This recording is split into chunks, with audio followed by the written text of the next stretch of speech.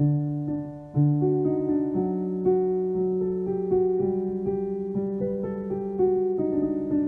did nothing wrong! Yeah, we did. We were supposed to fight for people who couldn't fight for themselves. So an old preacher preached a message years ago in the 80s. And the message was entitled, "Strengthen the Things Which Remain." And it was preached out of the passage in Revelation chapter 3, the first couple verses. "Be watchful," Jesus says. "Strengthen the things which remain that are ready to die. For I have not found thy works perfect before God." And in life, many times we come to a crossroads where we decide to make a decision on what we believe or do not believe and what we're going to stand for. And personally, my personal convictions concerning the Bible have been strengthened, in particular concerning the King James Version. Now, we want to introduce two works that I highly recommend. Okay? First one is Dr. James White, The King James Only Controversy. And the next one I recommend you read is The Scholarship Only Controversy, Dr. P.Th.S. Ruckman. Now, I'm somewhat of a objective observer, referee if you want to call it that, or if you want to say honest broker, because I personally have insoluble ties to both of these men.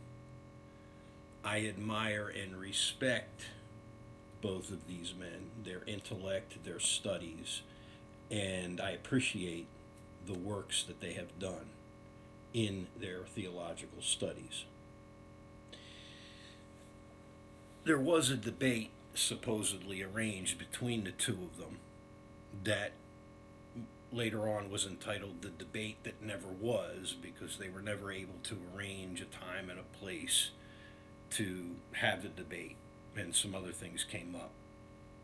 And yet at the same time, it was the debate that never was, and yet really was, if you look into both of these books and research and read through them and study them.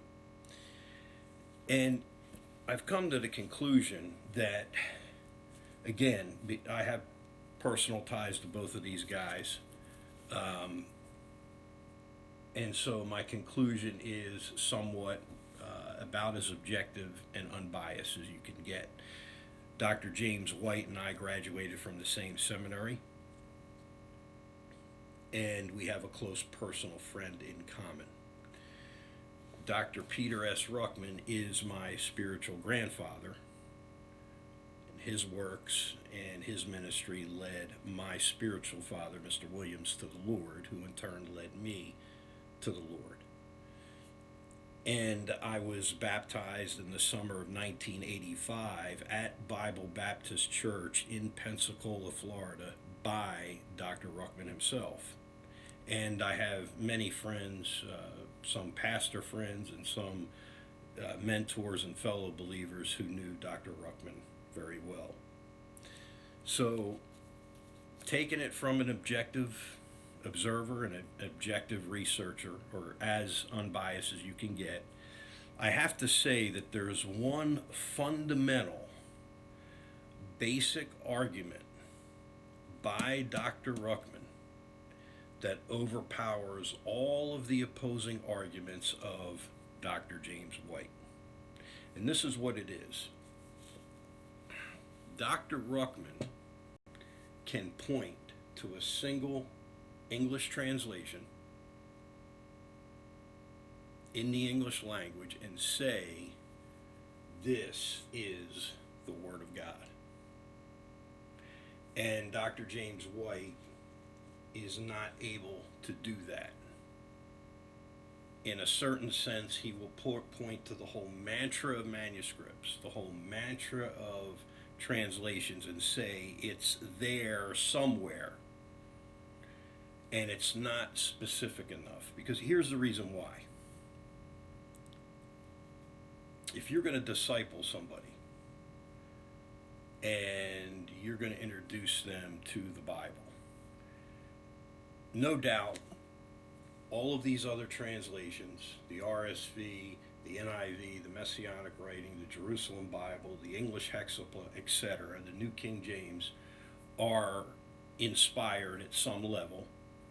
No doubt we can get the basic Bible doctrines out of all these translations. And we shouldn't separate fellowship over this subject. And we can get the basic theological truths out of all these other English translations. But when you're mentoring somebody, discipling somebody, leading somebody to the Messiah, and they're growing in the grace and the knowledge of the Messiah, and they say to you, "Sir, where do I find the Word of God in a language that I can understand?" You're going to have to make a decision. And you're going to have to point to a Bible and say that it is a holy Bible, because not everybody has the profession of theology, like some of us, like Dr. White, Dr. Ruckman, myself, and others. Not everybody has gone to a seminary and studied and can read Hebrew and Greek, like some of us can. Most people out there have other careers, and they're experts in their careers, whether that be construction engineering, medical science. They might be an attorney, they might be a paralegal, they might be an expert in sports medicine, you name it. Another field of education, psychology, philosophy, mathematics, etc. But many of those people are not also experts in the biblical language and cannot read the Bible in the languages it originated in. And so they may ask you, where do I find the Word of God in my native language that I grew up speaking? And at that point, a decision has to be made by you. And in my case, I have always and still will always say, you can find it right here in the King James Version. If you speak, read, and write, and your native tongue is English. And we have to say that, because out of all these other English translations, some of them were translated from manuscripts that I believe to be corrupted. And so my convictions have been strengthened, as we wade through the mantra of manuscripts that are out there and the other codex, codices and minuscules, and as we look at the Masoretic text, the pure Hebrew text, and how well the King James Version was translated from that in the Tanakh over into English. For me personally, my convictions have been strengthened, and I'll have to say to an English-speaking person now that the King James Version is the Word of God, that it is pure, that its cumulative content contains all of the statements that God intended to be in the Holy Bible, without all these omissions and conjectural emendations, etc., and changes from other texts. I have to say to that person the same thing that I said the day that I was introduced to it, when Mr. Williams said, "Do you believe that this is the Word of God?" And that's the first question he asked me. The same question Dr. Ruckman was asked by Hugh Pyle. And I said the same thing that Dr. Ruckman said. I said, that is the Word of God, and it was a King James Version. And I still believe that to this day.